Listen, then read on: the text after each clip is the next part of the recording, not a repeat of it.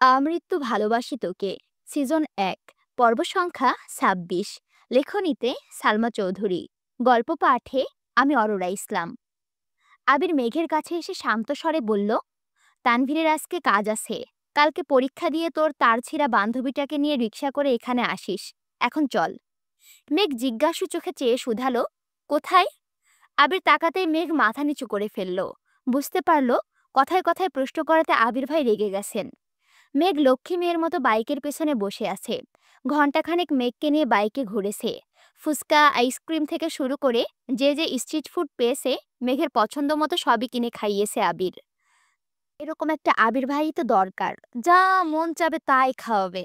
এত ক্রেভিং ওঠে, বাপরে বাপ। তোমাদের অরোরা আপু যে এত পেটুক মানুষ, যা মন চায় তাই খাইতে হবে। এরকম একটা তো আবির ভাইকেই তো দরকার। ইমার্জেন্সি ভাবে আবির ভাইকে কল করো তোমাদের অরোরা আপুর জন্য, শুধুমাত্র খাওয়াই নিয়ে বেড়াবে। ডিরিম ডিরিম, বুঝছো? একটা ডিরিম। আবির ভাইয়ের মতো একটা এরকম মানুষ পাওয়া একটা ডিরিম আছে, বুঝছো? আল্লাহ, যাই হোক, এটা ডিরিম না, কিন্তু এটা ড্রিম। বিকেলের পর থেকে আবহাওয়া খারাপ হতে শুরু করেছে। পর্যায়ক্রমে মেঘের গর্জন শুরু হয়ে গেছে। মেঘ তখন আচার খেতে ব্যস্ত। আবির মেঘের দিকে চেয়ে উদ্বিগ্ন কণ্ঠে শুধালো, বৃষ্টি শুরু হয়ে যাবে তো, বাসায় যাবি না? মেঘ আচার খেতে খেতে আবির ভাইয়ের অভিমুখে চেয়ে আহ্লাদী কণ্ঠে বলে উঠল, বৃষ্টিতে ভিজতে খুব ইচ্ছে করছে। আবির কপাল কুঁচকে চেয়ে আছে, অপলক সেই দৃষ্টি। মেঘ মনে মনে বলছে, এই গোধূলি আলোতে আপনার হাতে হাত রেখে বৃষ্টিতে ভিজতে চাই। বৃষ্টির প্রতিটা ফোঁটাকে চিৎকার করে বলতে চাই, এই মানুষটাকে আমি বড্ড বেশি ভালোবাসি। আমার কল্পনার জগতে আবির ভাই শুধুই আমার। আবির কপাল কুঁচকে তাকিয়ে থেকে শক্ত কণ্ঠে বলল, বৃষ্টিতে ভিজে নিজের কি হাল করেছিলি মনে নেই? মেঘ একগাল হেসে উত্তর দিল, এবার আর এমন হবে না, কারণ আপনি। আবির গভীর কণ্ঠে প্রশ্ন করল, আমি কি? মেঘ মাথা নিচু করে মুচকি হেসে বলল, কিছু না। ঝিরিঝিরি বৃষ্টি পড়া শুরু হয়ে গেছে। আবির আশপাশ দেখছে। মেঘ হাত থেকে ঘড়ি খুলে ব্যাগে রেখে আবির ভাইকে ব্যাগটা দিয়ে বলল, আবির ভাই, ব্যাগটাকে রেইনকোট দিয়ে ঢেকে রাখবেন প্লিজ। মেঘের কথায় আবির নির্বোধের ন্যায় মেঘের দিকে চেয়ে ঠোঁটের কোণে হাসি রেখে বলল, রেইনকোট পরা দরকার তো তোর, আর তুই ব্যাগকে রেইনকোট পরাতে বলছিস? মেঘ হাসি মুখে বলল, বই খাতা ভিজতে তো পড়তে পারবো না, আমি ভিজলে তো সমস্যা। এতটুকু বলতে আবিরের চোখে চোখ পড়ল মেঘের। আবির তীক্ষ্ণ দৃষ্টিতে চেয়ে আছে। মেঘ আস্তে করে বলল, নেই। আবির কণ্ঠ দ্বিগুণ ভারী করে জানালো, ভিজতেছিস ভিজ, জ্বর যদি হয় তাহলে তোর খবর আছে বলে দিলাম। সমস্যা আছে কি না নেই সেটা তখন বুঝাবো। মেঘ বিড়বিড় করে বলল, আগে আপনার সাথে বৃষ্টি উপভোগ করে নেই, তারপর প্রয়োজনে জ্বর সর্দি উপভোগ করে নেব। বৃষ্টি বাড়তে শুরু করেছে। মানুষ ছোটাছুটি করছে। আবির আর মেঘ দাঁড়িয়ে আছে, ছোটাছুটি দেখছে। একসময় ভারী বর্ষণ শুরু হয়েছে। দুজনের সর্বাঙ্গ ভিজে একাকার অবস্থা, কিন্তু কেউ যেন এক চুল নড়ছে না। মেঘ আকাশের পানে মুখ করে চোখ বন্ধ করে বৃষ্টি উপভোগ করছে, আর আবির সেই মায়াবী মুখের অভিমুখে স্নেশাক্ত চোখে চেয়ে আছে, ঠোঁটের কোণে একচিলিতে হাসির ঝলক। মেঘ আকাশের পানে চেয়ে মনে মনে কত কিছু চেয়ে ফেলেছে তা আবিরের অজানা। মেঘের খুব ইচ্ছে করছে আবির ভাইয়ের হাতে হাত রেখে বৃষ্টিতে হাঁটার, কিন্তু আবির ভাইয়ের হাত ধরার সাহস তো ছোট্ট অষ্টাদশীর এখনো হয়নি। তারপর ভাবল, পাশাপাশি হাঁটতে পারলে তো মনে শান্তি লাগবে। মেঘ কিছু সময় পর স্বাভাবিক হয়েছে। তৎক্ষণাৎ আবির দৃষ্টি সরিয়ে কিছুটা নড়ে চলে উঠল। মেঘ আবিরের দিকে চেয়ে আহ্লাদী কণ্ঠে বলল, চলুন না হাঁটি। মেঘের কথা শুনে আবির সহসা ২ কদম এগিয়ে এসেছে। মেঘ তখনও আগের জায়গাতে দাঁড়িয়ে আছে। আবির নিজের বাম হাত বাড়িয়ে বলল, হাতটা ধর, না হয় কখন আবার বৃষ্টিতে পা পিছলে পড়ে যাবি। কথাটা বলতে দেরি হয়েছে, কিন্তু আবিরের হাত খপ করে ধরতে ১ সেকেন্ড দেরি করেনি মেঘ। এমনভাবে হাত আঁকড়ে ধরা দেখে আবির সামনের দিকে চেয়ে মুচকি হাসল। অষ্টাদশী তো জানে না, এই আবিরের মনে অষ্টাদশীর চেয়েও ১০০০ গুণ বেশি প্রেমানুভূতি সর্বক্ষণ বিচরণ করে। ২৪ ঘন্টা আবিরের মাথায় শুধু মেঘেই ঘুরপাক খাই। অষ্টাদশী কি ভাবে, কি চাই, সবই আবির বুঝতে পারে। তবে কিছু প্রকাশ করে, কিছু অপ্রকাশিত রাখে। রাজপুত্র আর রাজকন্যা হাতে হাত রেখে পাশাপাশি হাঁটছে। আবিরের দৃষ্টি সামনের দিকে থাকলেও মেঘের দৃষ্টি সম্পূর্ণ আবিরে নিবদ্ধ। ঠোঁটের কোণে লেগে থাকা হাসি যেন সরছেই না, বরং ক্রমে ক্রমে বেড়েই যাচ্ছে। মেঘের বুকের ভেতর থাকা সুপ্ত ভালোবাসাগুলো কোনো বাধা মানতে চাইছে না। এই বৃষ্টিসিক্ত গোধূলিতে প্রকৃতিতে সাক্ষী রেখে বলতে ইচ্ছে করছে, এই মানুষটাকে আমার চাই, সম্পূর্ণ আমার করে পেতে চাই। মেঘ হাবিজাবি ভাবতে ভাবতে অকস্মাৎ রাস্তার পাশে থাকা গাছের শেকড়ের সাথে হোঁচট খেয়ে উপর হয়ে পড়তে গেল। আবির বাম হাতে থাকা মেঘের হাতটা আবির শক্ত করে ধরে, সাহসা ডান হাতে মেঘের পেট বরাবর আঁকড়ে ধরল। কয়েক সেকেন্ডের জন্য মেঘের মনে হচ্ছিল পৃথিবীটা বুঝি থমকে গেছে।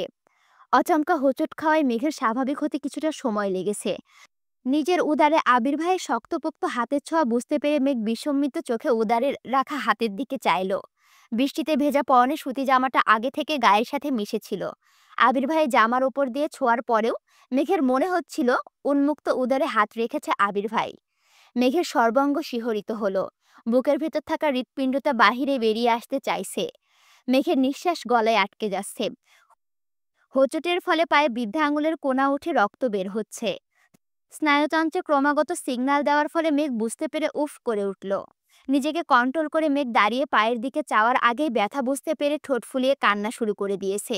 আবির সঙ্গে সঙ্গে বসে পড়ল আঙুলটা দেখতে। রক্ত যা বের হচ্ছে সবই বৃষ্টির পানিতে ধুয়ে চলে যাচ্ছে।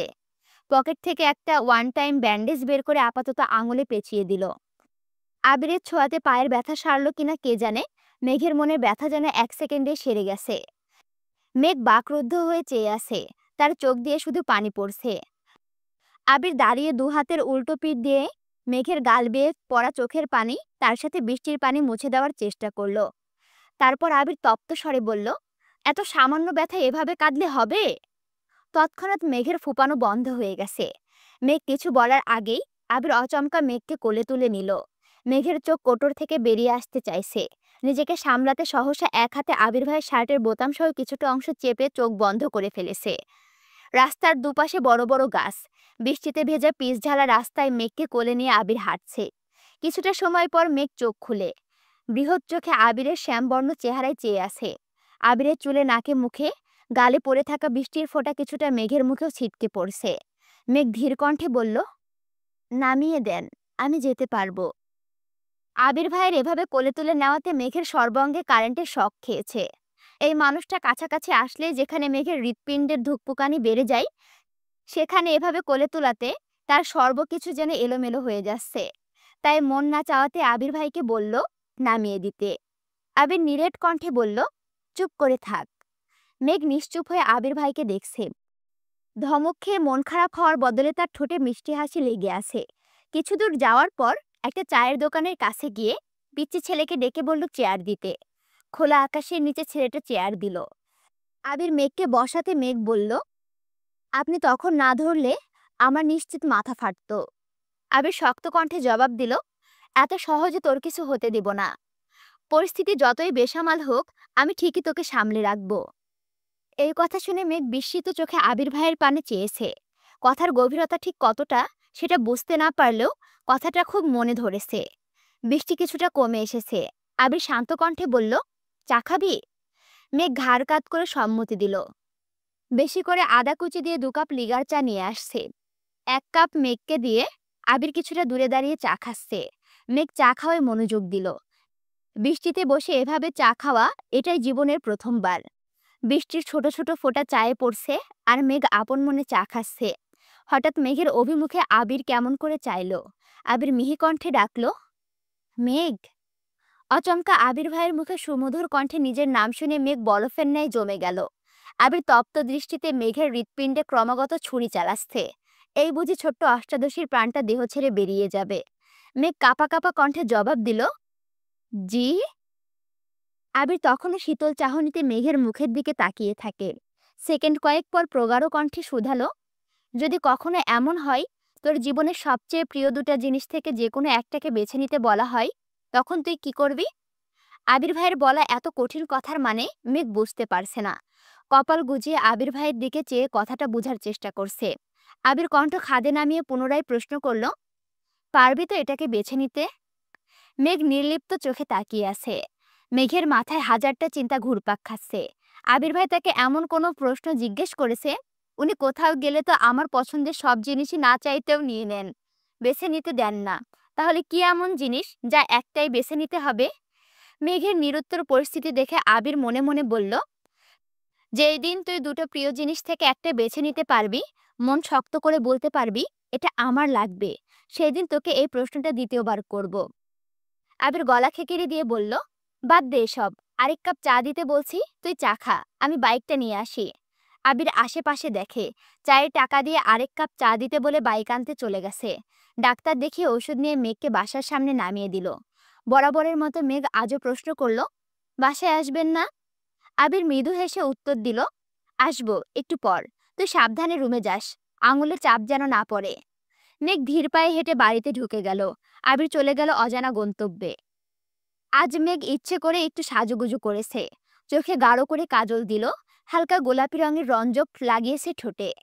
আবির ভাইয়ের পছন্দের রং অনুসরণ করে একটা সাদা রঙের ড্রেস পরেছে, সাথে সুন্দর হিজাবও পরে নিয়েছে। হুটহাট আবির ভাই কোচিং এর সামনে চলে আসে বিধায় সে সাদামাটা ঘুরে। তবে আজ আবির ভাইয়ের সাথে ঘুরবে এটা নিয়ে সে আগে থেকে জানে, তাই সেজেছে।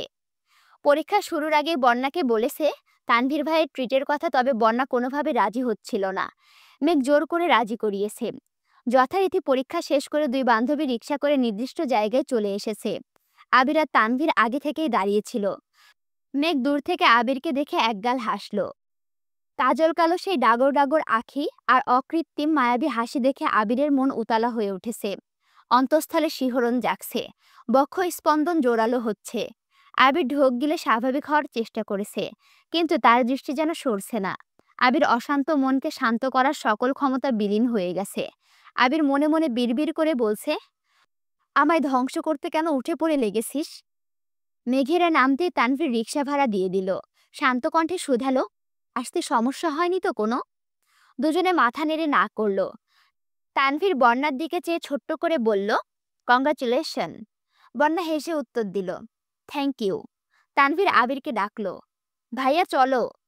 তানভীরের ডাকে আবির স্বাভাবিক হলো, দীর্ঘশ্বাস ফেলে বলল, চল। কাছে একটা রেস্টুরেন্টে গেছে খেতে। খাওয়ার ফাঁকে ফাঁকে আবির শুধু মেঘকে দেখছে। মেঘ তাকাতেই দৃষ্টি সরিয়ে নিচ্ছে। এই চোখে জাদু আছে, যা এই শ্যামবর্ণের সুঠাম দেহী পুরুষকে মুহূর্তে দুর্বল করে দিয়েছে। না পারছে দীর্ঘ সময় ওই চোখে চেয়ে থাকতে, আর না পারছে নিজেকে সংযত রাখতে। অন্যদিকে বন্যা আর তানভীরও কয়েকবার চোখাচোখি হয়েছে, তবে চোখে চোখ পড়তে দুজনের সঙ্গে সঙ্গে চোখ নামিয়ে নিয়েছে। বন্যা সবুজ রঙের একটা ড্রেস পরেছে, সাথে হিজাব পরা। এত সাজগোজ নেই, দেখতে খুবই সাদামাটা। গায়ের রং ফর্সা হলেও সেটা মেঘের তুলনায় কিছুটা চাপা। ঠোঁটে হালকা লিপস্টিক আছে। উচ্চতায় মেঘের তুলনায় 1 ইঞ্চি কম হবে। হাসিটা মাত্রা অতিরিক্ত সুন্দর, তবে সচরাচর মেয়েটা হাসে না, বেশিরভাগ সময় সিরিয়াস মুডেই থাকে। খাওয়া শেষে বেরিয়েছে সবাই।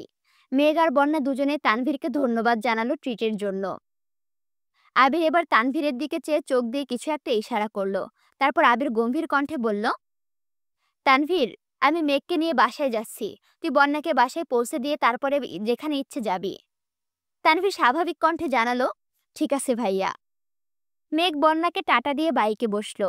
আবির দেরি না করে মেঘকে নিয়ে জায়গা ত্যাগ করলো। আবিররা যাওয়ার পরপরই তানভীর বাইকে বসে বন্যার দিকে চেয়ে বলল, উঠো। বন্যা ঠান্ডা স্বরে জানালো, আমি রিক্সা করে চলে যেতে পারবো। তানভীর একটু রাগী ভাব নিয়ে বলল, শুনোনি, ভাইয়া কি বলেছে? তোমায় বাসায় দেওয়ার পর আমার দায়িত্ব শেষ হবে, উঠো। বন্যার কথা বাড়ালো না, হেলমেট পরে মাঝখানে জায়গা রেখে বাইকে বসলো। পেছন দিকে ধরে রেখেছেন। তানভীর জীবনে প্রথম মেয়েকে নিয়ে বাইক চালাচ্ছে, তাই কিছুটা ভয়ে আছে। এজন্য এত জোরে বাইক চালাচ্ছে না। কিছুটা যাওয়ার পর রাস্তার পাশে বাইক রেখে বলল, তুমি একটু দাঁড়াও, আমি আসছি। বন্যা সাইডে দাঁড়িয়ে আছে। কিছুক্ষণ পর বেরিয়ে তানভীর একটা শপিং ব্যাগ বন্যার দিকে এগিয়ে দিল। বন্যা জিজ্ঞাসু চোখে চেয়ে বলল, কি এতে? তানভীর শান্ত স্বরে বলল, তোমার রেজাল্টের গিফট।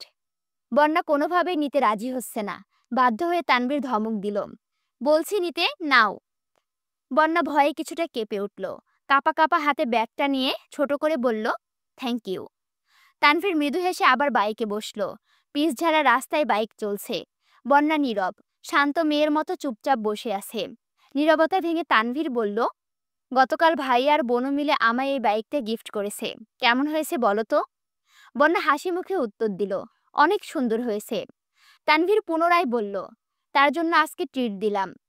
বন্যা এবার মৃদুস্বরে শুধালো, আমায় ট্রিট দেওয়ার কি প্রয়োজন ছিল? আমি তো।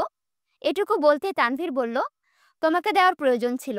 ওই দিন তোমাদের বাসায় খেয়ে আসলাম, তাছাড়া তুমি বনুর বেস্ট ফ্রেন্ড, আর আমাকে যেভাবে ভাইয়া ভাইয়া ডাকো, আমি তো মাঝে মাঝে কনফিউজ হয়ে যাই যে আমি কার ভাই। কথাগুলো শুনে বন্যা কিছুটা লজ্জা পেল, তারপরও স্বাভাবিক থাকার চেষ্টা করলো। এর মধ্যে বন্যাদের বাসার গলি পর্যন্ত চলে আসছে। বন্যা তাড়াহুড়ো করে বলল, ভাইয়া এখানে নামিয়ে দিন প্লিজ। তানভীর বাইক থামিয়ে বলল, আবার? বন্যা হেলমেট খুলতে খুলতে তপ্তস্বরে বলল, সরি তানভীর ভাই, এখান থেকে হেঁটে যেতে পারবো, কেউ দেখলে সমস্যা হবে। সমস্যা বুঝতে পেরে তানভীর স্বাভাবিক কণ্ঠে বলল, সাবধানে যেও, আর পড়াশোনা করো ঠিক মতো। আল্লাহ হাফিজ। বন্যাও আল্লাহ হাফিজ বলে শপিং ব্যাগ নিয়ে গলি দিয়ে হাঁটছে। তানভীর কিছুক্ষণ স্থির দাঁড়িয়ে চেয়ে রইল সেদিকে, তারপর আবার বাইক স্টার্ট দিয়ে চলে গেল। আবির বাসার দিকে না গিয়ে অন্য রাস্তা যাচ্ছে দেখে মেঘ চিন্তিত স্বরে বলল, বাসায় যাবেন না? আবির কঠিন স্বরে জবাব দিল, বাসায় যাওয়ার এত তাড়াতাড়ি কিসের তোর? মেঘ আর কিছু বলল না। আবির ভাইয়ের কাছাকাছি সেও তো থাকতে চাই, কিন্তু তানভীরের সামনে আবির বলেছে বাসায় চলে যাবে, এজন্য মেঘ জিজ্ঞেস করছিল। আবির মেঘকে নিয়ে একটা পার্কে এসেছে। পার্কে মানুষের ভিড় দেখে আবির কিছুটা ভীত হলো। মেঘের দিকে চেয়ে বলল, ঢুকবি নাকি অন্য কোথাও যাব? মেঘ একগাল হেসে উত্তর দিল, এসেছি যখন তাহলেই ঢুকি, ভালো না লাগলে চলে যাব নে। আবির মেঘের হাত ধরে হাঁটছে। মেঘ আশেপাশে তাকাচ্ছে আর বারবার আবির ভাইয়ের শক্ত করে ধরে রাখা হাতের দিকে তাকাচ্ছে। এমনভাবে হাত ধরে রেখেছে যেন ছেড়ে দিলেই তার প্রেয়সী হারিয়ে যাবে বহু দূরে। মেঘ সেই হাত ধরা দেখে গতকালের ন্যায় বারবার লজ্জায় আড়ষ্ট হচ্ছে। মেঘ চারপাশে তাকিয়ে দেখছে কত কত মানুষ।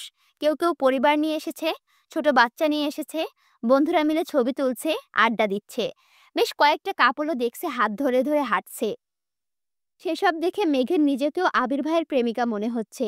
এটা ভাবতে লজ্জায় দুগাল লাল হয়ে গেছে। ঠোঁটের মুচকি হাসি যেন সরছেই না। একটা ফাঁকা বেঞ্চ দেখে আবির মেঘকে ইশারা দিল বসার জন্য।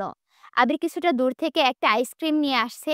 মেঘকে আইসক্রিম দিয়ে মেঘের থেকে দূরে গিয়ে বসছে আবির। মেঘ আপন মনে আইসক্রিম খাচ্ছে, একবার আবির ভাইকে দেখছে, আবার আশপাশ দেখছে। আবির অচমকা ডেকে উঠল, তাকা এদিকে। হঠাৎ জায়গায় মেঘ কিছুটা কেঁপে উঠেছে। তারপর স্বাভাবিকভাবে ঘাড় ঘুরিয়ে আবির ভাইয়ের দিকে তাকালো। আবির ভুরু কুঁচকে চিন্তিত স্বরে বলল, এভাবে সেজেছিস কেন? মেঘ মুখ ভোঁতা করে আবিরের দিকে তাকিয়ে আছে। কয়েক মুহূর্ত পর বলল, কই সাজছি, শুধু কাজল আর। এতটুকু বলতে আবির বলল, শুধু কাজলটাও আর দিবি না? আবির মনে মনে বলল, তোর এই চোখের মায়ায় আমি ছাড়া আর কাউকে পড়তে দিব না। মেঘ আহ্লাদি কণ্ঠে শুধালো, কাজল দিলে কি আমায় অনেক সুন্দর লাগে? আবির তীক্ষ্ণ দৃষ্টিতে চেয়ে বলল, ওই যে দূরের গাছটা দেখা যাচ্ছে, ওই গাছের ডালে বসে থাকা পেতনিটার মতো লাগে। এই জন্যই বলছি, কাজল পরে রাস্তাঘাটে মানুষকে ভয় দেখাস না। মেঘ ঠোঁটের নিচে ওষ্ঠ উল্টে আবিরের দিকে চেয়ে আছে। চোখে পানি টইটুম্বুর হয়ে গেছে। পল্লব ঝাপটালে গাল বেয়ে গড়িয়ে পড়বে। আবির কপাল কুঁচকে চেয়ে আছে। বিরক্ত নিয়ে বলল, তোর সমস্যা কি মেঘ? কিছু বলার আগেই কান্না করে দেশ কেন? 1 মিনিটে কাঁদলে 1 ঘন্টা মাথা ব্যথায় ভুগিস, সেটা মাথায় থাকে না? মেঘ অবাক চোখে তাকিয়ে ভেজা কণ্ঠে প্রশ্ন করল, আপনি কিভাবে জানেন আমার মাথা ব্যথা হয়? আবির ঢোক গিলে কণ্ঠ দ্বিগুণ ভারী করে বলল, এটা জানার এমন কোনো কঠিন বিষয় না। দূরে ছিলাম মানে এই না যে সব ছেড়ে গেছিলাম। চল বাসায় যাই। এই যে ভিডিও দেখছো, লাইক কমেন্ট শেয়ার করছো না, সাবস্ক্রাইব করছো না, এরকম করলে বুঝবো কি করে যে আমার সাথে তোমরা আছো, তোমরা আসলে ভিডিও দেখতে চাচ্ছো? এরকম করলে তো ভিডিও ছাড়বো না। তাড়াতাড়ি লাইক কমেন্ট শেয়ার করো, সাবস্ক্রাইব করো, বন্ধুদের সাথে শেয়ার করো, ঠিক আছে? তোমাদেরকে আবার ধমক দিয়ে ফেলছি, দেখছো? আবির ভাইয়ের আত্মা ভর করছে। যাই হোক, আবার দেখা হচ্ছে পরবর্তী পর্বে। যাই হোক, আল্লাহ হাফেজ।